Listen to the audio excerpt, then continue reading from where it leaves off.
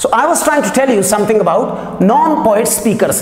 The first thing that I shared with you was that a poet is not always the speaker. Remember that. And the second important concept or term that you need to keep in mind is non-poet perspective.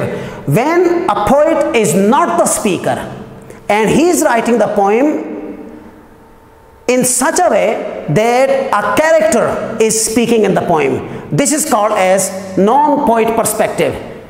I mean, he can write the poem from his own perspective, and in such case he will be the poet himself and he will be the speaker himself. But in the other case, he will be definitely the poet, but if he is writing the poem from the perspective of a character, anybody, then in such case the poet will not be the speaker, and such perspective is called as non-poet perspective. So here it is, I told you a character as a speaker. So the poet uses a character as the speaker.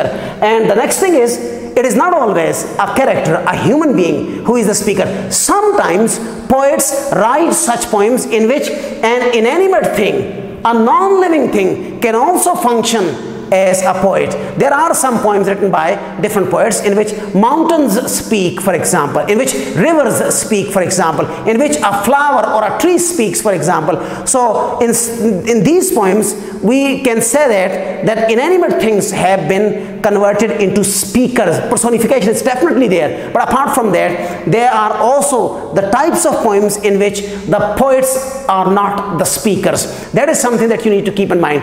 And kids, let me give you an example of a poem in which the poet is not the speaker.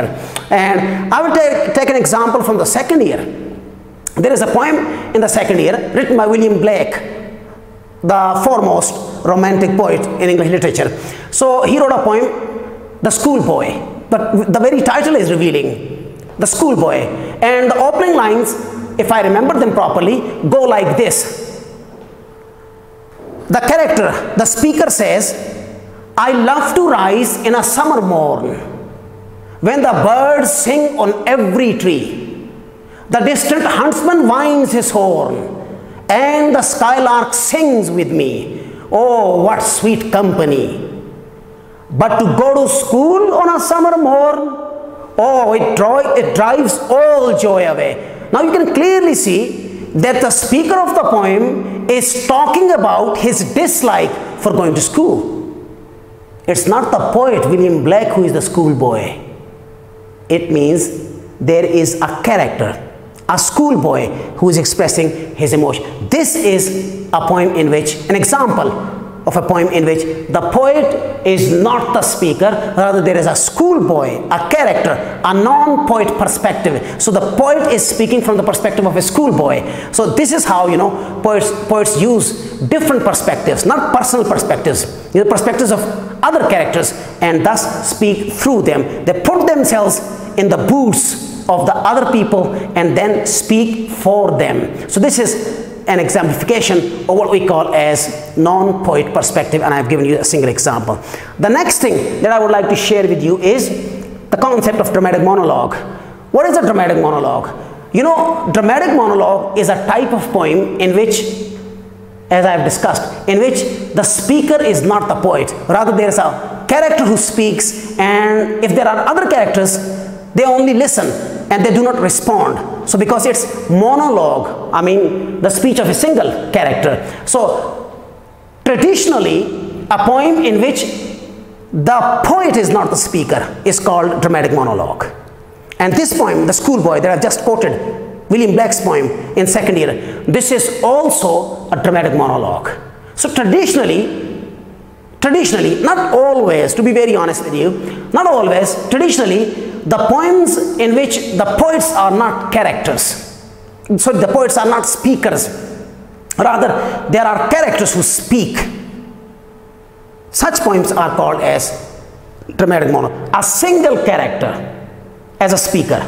If there are 2 or 3 speakers in a single poem, that will not be called as dramatic monologue. If there is a single character who speaks and the others, if any, just listen to him, such a poem is traditionally called as dramatic monologue. There are abundance of examples of dramatic monologues, both in English and in Urdu. There is a famous poem written by Ahmad Faraz, and the title of that poem is Ghaneem Se. And the speaker of the poem is not actually Ahmad Faraz himself. There is a freedom fighter in Kashmir who is speaking through the poem. So the poet Ahmad Faraz speaks from the perspective of a freedom fighter, a Kashmiri freedom fighter. And the opening stanza goes like this: मेरे तन के ज़ख्म न गिन नबी, मेरी आँख में अभी नूर है. मेरे तन के ज़ख्म न गिन नबी, मेरी आँख में अभी नूर है. मेरे बाजुओं पे निगाह कर, जो गुरूर था वो गुरूर है. अभी ताज़ा दम है मेरा फ़रस, नए मार्कों पे तुला हुआ. अभी रज़्म गाह के दरमियान है मेरा निशान खुला हुआ. तुझे मान जोशनो गुर्ज पर, मेरा हर्फ हक मेरी ढाल है. तेरा जबर जुल्म बला सही, मेरा हौसला भी कमाल है. मैं उसी कबीले का फ़र्द हूँ जिसे नाज सिद्क़ को यकीन पे है. यही नामा बर है बहार का, जो गुलाब मेरी जबीं पे है. So kids, I have just picked a few stanzas from the poem, and the second thing that I want to tell you is that this poem has been edited by Ahmad Faraz many times. So the version that I have chosen is the version that I read from the book. So you may not actually you might not agree with it, and you might have read some other version, but Ahmad Faraz edited this poem at least 3 times. So be aware of that. But this, I mean, I just wanted to give you an example of an Urdu poem which can be called as dramatic monologue. There is a character, Kashmiri freedom fighter, and he's speaking. He says, "Mere tan ke zakham na gin nabi." Ahmad Faraz is not actually a soldier who has wounds on his body, remember. So, "Meri aankh mein abhi noor hai, mere bazuon pe nigah kar, abhi taza dam hai mera faras." Faras mean ghoda, and you can clearly see that Ahmad Faraz is not a horse rider. It is a typical warrior soldier who is fighting for his freedom or for freedom of his nation. So this is an example. There are so many other examples too, and you know, Punjabi poetry and Saraiki poetry has a strange, I call it strange to some extent, has a special tradition of writing poems in which the speakers are frequently female. There are female speakers. The writers are the male poets, but the speakers are the female poets. Even such is the influence of this tradition that even when Faiz Ahmad Faiz wrote some Punjabi poems, in many of them he used female speaker. For example, there is a song written by him in Punjabi which is a part of Nusaha-e-Wafa, a collection of his books, poetic versions. So, and the opening lines go like this: Kidre na pendiyan dasa ve pardesiya teriyan. So speaker is a female, and she is missing her husband who is in a foreign country in Pardes. So you can clearly see that a male poet, Faiz Ahmad Faiz, wrote a poem in which the speaker is a housewife.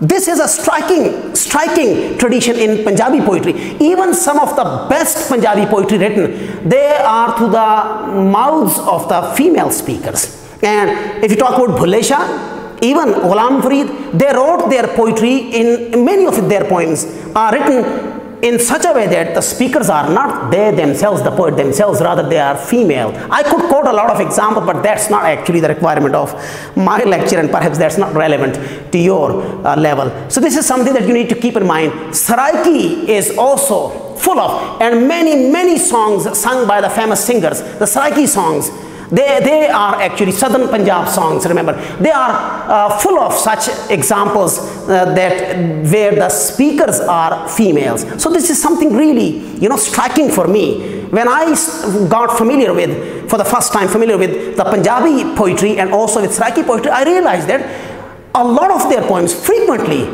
they are written by the male poets, but the speakers are female. So this is something that struck me a lot. So I mean to say that forget about the view that the poet is always the speaker in his poem. No, the poet may express emotions, feelings, and thoughts of another character. He may speak from the perspective of another character. That is something that you need to keep in mind. And talking about English literature, there are many poets who wrote dramatic monologues. And I would like to talk about Robert Browning, who is considered as perhaps the best dramatic monologue writer. in the history of English literature, and his poem, My Last Duchess. And you know, the opening lines go like this: "That's my last duchess, painted on the wall." I mean, the speaker of the poem is a duke, a sort of nawab. And he says, "That's my last duchess." He is talking about the painting of his wife on the wall. So clearly, Robert Browning was not actually a duke, and he didn't have a duchess as his wife. So it means the speaker of the poem is not Robert Browning himself. It is a duke who is speaking through the poem. This is an example. And a famous poem, one of my favorite poems, written by Alfred Lord Tennyson, his contemporary, I mean Robert Browning's contemporary 19th century poet.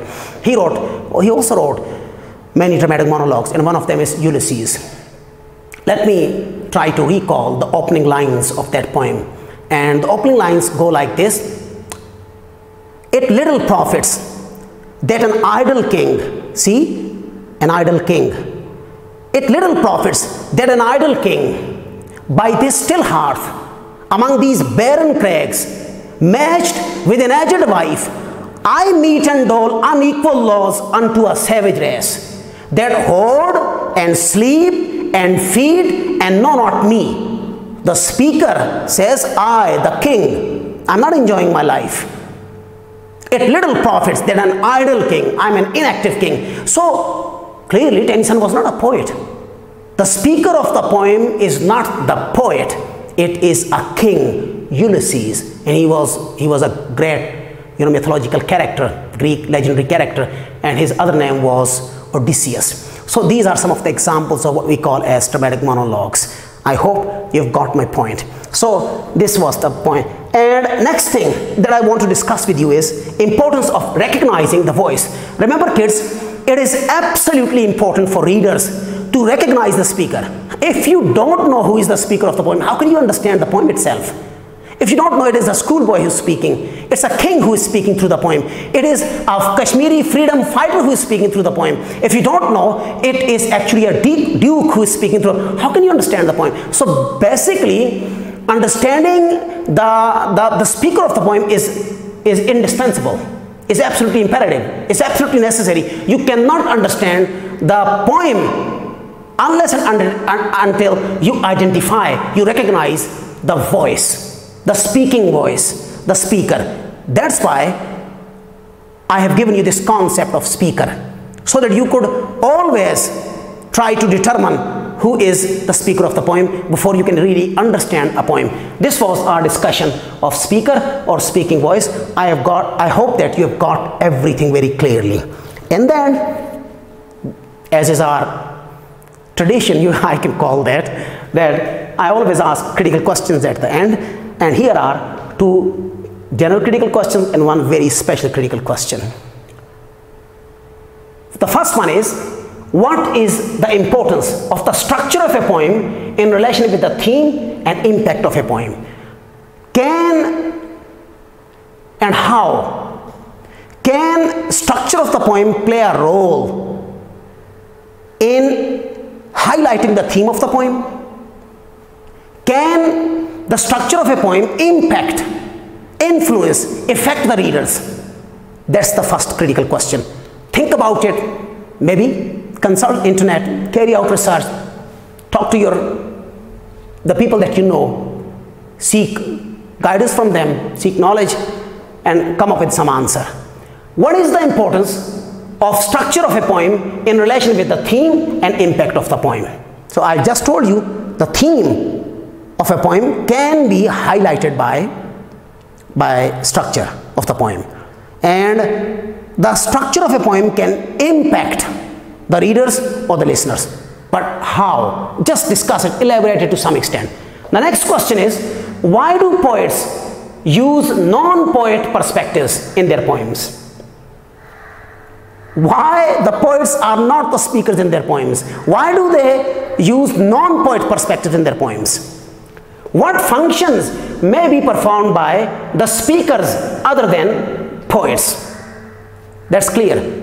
What are the functions that may be performed by the non-poet speakers? Just think about it. I hope you will be able to critically analyze it, critically think about it, and you will be able to come up with some answer. Why do poets use non-poet perspectives? That is something for you to think over. And in the end, I have a very special question for you. And if you can somehow answer this question, this may be called as a prize-winning question, you know. I can even give you a prize. And what is the question? Question goes like this. Why do Punjabi and Saraiki poets frequently make use of female voice? Punjabi male poets frequently make use of.